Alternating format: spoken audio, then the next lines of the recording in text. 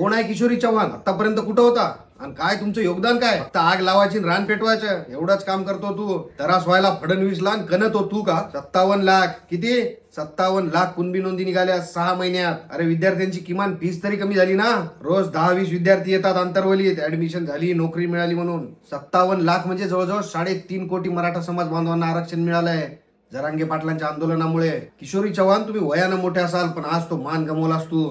तुझ्या आयुष्यातलं एक तरी पुण्याचं काम सांग, समाजाचं भांडवल करून पोट भरणाऱ्या माणसा.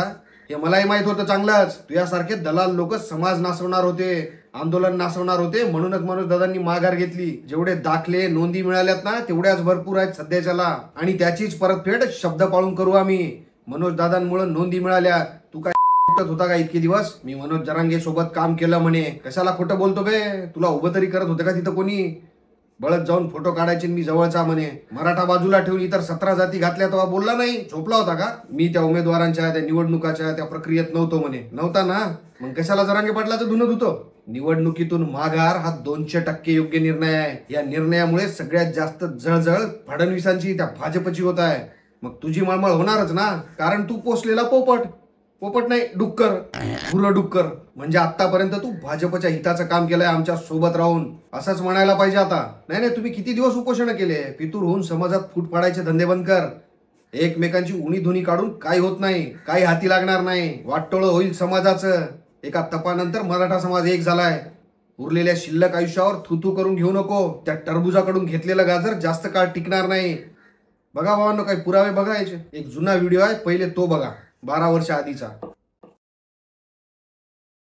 मैं आरक्षण समिति का अध्यक्ष हूँ और हमारी डिमांड महाराष्ट्र गवर्नमेंट से यही है कि मराठा समाज का ओबीसी में समावेश करके मराठा समाज को आरक्षण देना चाहिए। नहीं, हम ये तो बहुत साल से लड़ रहे हैं, 97 से अभी तक लड़ रहे हैं। और अभी जो मुख्यमंत्री ने घोषणा करा है कि 15 अगस्त तक हम मराठा समाज को आरक्षण देंगे, वो डिमांड के ऊपर हमारा ऑब्जेक्शन है। ऑब्जेक्शन इसलिए है कि अभी तक राज्य मागास वर्ग आयोग का अहवाल गवर्नमेंट के पास आया नहीं, और आने के बाद भी ये गवर्नमेंट डिक्लेयर करे कि हम 15 अगस्त तक मराठा समाज को आरक्षण देंगे। अगर गवर्नमेंट ने गलती से आरक्षण ऐसा देता है तो ये कोर्ट में टिकने वाला नहीं, मराठा समाज की पूरी दिशा भूल होने वाली है। ये मुख्यमंत्री से बात कर रहे हैं, अगर वो हमको टाइम देते हम डिस्कशन को तैयार है। 3 तक हम लोकशाही की पद्धति से आंदोलन करेंगे। 3 दिन के बाद लोकशाही की पद्धति से आंदोलन बंद हो जाएगा और पूरा हिंसक पद्धति से आंदोलन चालू हो जाएगा। आता हे क्लिप बघा. आणि ह्या समितीला सांगितलं गेलं की मराठवाड्यातील मराठा समाजाला कुणबी जात प्रमाणपत्र देण्याची सुसूत्रता आणण्यासाठी त्यांच्यासाठी समिती नियुक्ती केली, आणि ती समितीची तारीख 29 ऑगस्टला संपली साहेब. हे कुणबी प्रमाणपत्र आमच्याकडून नाही आलं, शासनाकडून आमच्याकडे आलं, मनोजरावकडे आलेलं आहे. हे लक्षात घ्या, हे आमच्या डोक्यात नव्हतं. कुणबी जात प्रमाणपत्र देण्यासंदर्भात आमचा विषय नव्हता. मुंबईवरून आल्यानंतर पहिले तर आम्ही माननीय मुख्यमंत्र्यांचे आभार व्यक्त केले की साहेब, मुख्यमंत्री म्हणून आणि महाराष्ट्र शासन म्हणून आपण काय काय करू शकता त्याबद्दल आम्ही समाधानी आहोत. साहेबाच्या पाठीची ठामपणे आम्ही उभं आहे की भाई मुख्यमंत्री आहे, आम्ही तुमच्या पाठीची आहे, तुम्ही निर्णय घ्या. आम्ही म्हणून तर म्हणतो तुम्ही निर्णय घ्या, आम्ही तुमच्या सोबत आहे ना. की मराठवाड्याचा आम्ही विषय सोडलेला नाही. रस्त्याची लढाई लढू, कायद्याची लढाई लढू, सोबत मराठवाड्यातील सर्व समाजाला पुन्हा एकत्र घेऊ. आम्ही आमचं मराठवाड्यातील आंदोलन कंटिन्यू ठेवू. नेक्स्ट, तुमच्या संविधानिक नाहीये, कायद्यात बसत नाही, त्या तुम्ही कशाला करता? पूर्ण मराठ्याला ओबीसीत समावेश करा ही मागणी मनोजनेच केली. महाराष्ट्रातला एकही पक्ष द्यायला तयार नाही. त्यांनी लेखी देऊन दिलं, मराठा समाजाला आम्ही ओबीसीत कोणताही पक्ष द्यायला तयार नाही. मुख्यमंत्र्यांकडे पहिले बैठक झाली, सगळ्यांनी देऊन. नेक्स्ट, मनोज मुख्यमंत्री झाला तर मी तर आमदार होऊन जाईल, न लढता मंत्री होऊन जाईल, काही ना काही होईल ना. मुख्यमंत्र्यांचं मनोजची सही मी केलेली आहे. 100% नुकसान झालं की महाराष्ट्रातील मराठा जो आहे तो 80% मराठा ओबीसीतच आहे. खत्री आयोगाकडून तर आत्ताच्या आयोगाकडे आम्ही निरगुडे आयोगापर्यंत मांडलं आरक्षण. आणि राहिला मुख्यमंत्री मनोहर जोशी पासून ते एकनाथ शिंदे जे आहे आत्ताचे, यांच्यासमोर सुद्धा 2 वेळेस मीच विषय मांडलेला आहे. तर ह्या पूर्ण वेळ आम्ही ह्या चळवळीला वाहून घेतलेलं आहे. मराठा आरक्षण, मराठा आरक्षण, मराठा आरक्षण. त्यानंतर सर्वोच्च न्यायालयाने मराठा आरक्षण नाकारल्यानंतर मराठवाड्यातील मराठ्यांना आरक्षण, आणि ते नाकारल्यानंतर त्यांना काही अडचण येऊ नये म्हणून मराठवाड्यातील आमच्या मराठा समाजाची दोन्ही पक्षाला संधी द्या, जो पक्ष तुमच्या समाजाच्या माग.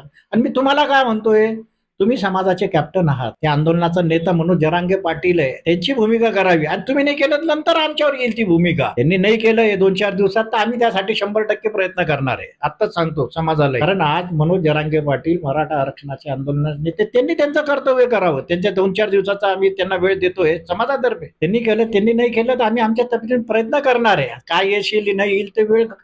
मराठवाड्याचा आरक्षणाचा प्रश्न घ्यायचा, महाराष्ट्राचा घ्यायचा, सगळे सोयरे घ्यायचे नाही. कारण ते होत नाही. जे होत नाही ते पक्ष नाही म्हणणार.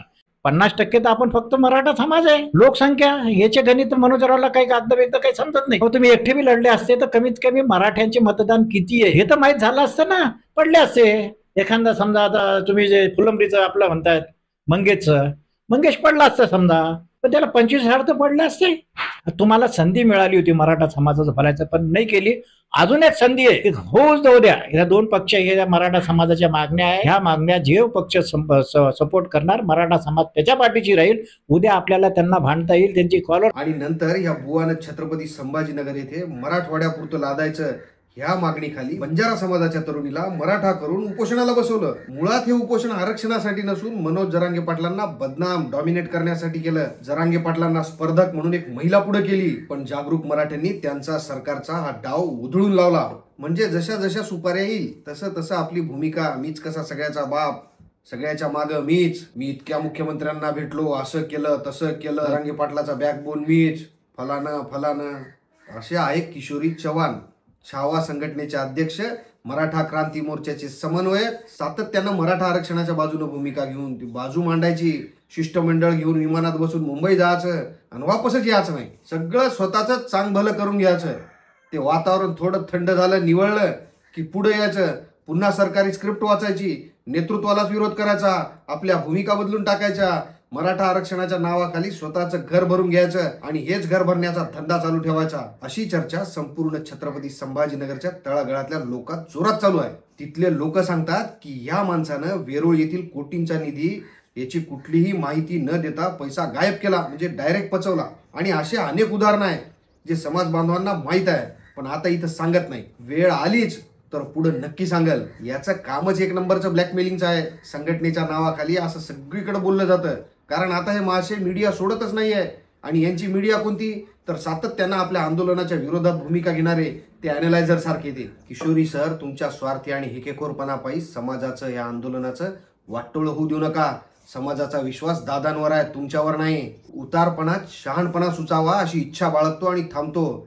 भावांनो, असले चोर लुटेरे समाजापुढे त्यांचं पितळ उघडं करण्याचं काम आपण सातत्यानं करतोच. फक्त तुमचं बळ पाठीशी असू द्यात. आपलं चॅनल सबस्क्राईब करा, लाईक, कमेंट, शेअर सुद्धा करा. मी तुमचा मित्र त्रिशूल माणिकराव पाटील. भेटू पुढच्या व्हिडिओसह. धन्यवाद. जय महाराष्ट्र.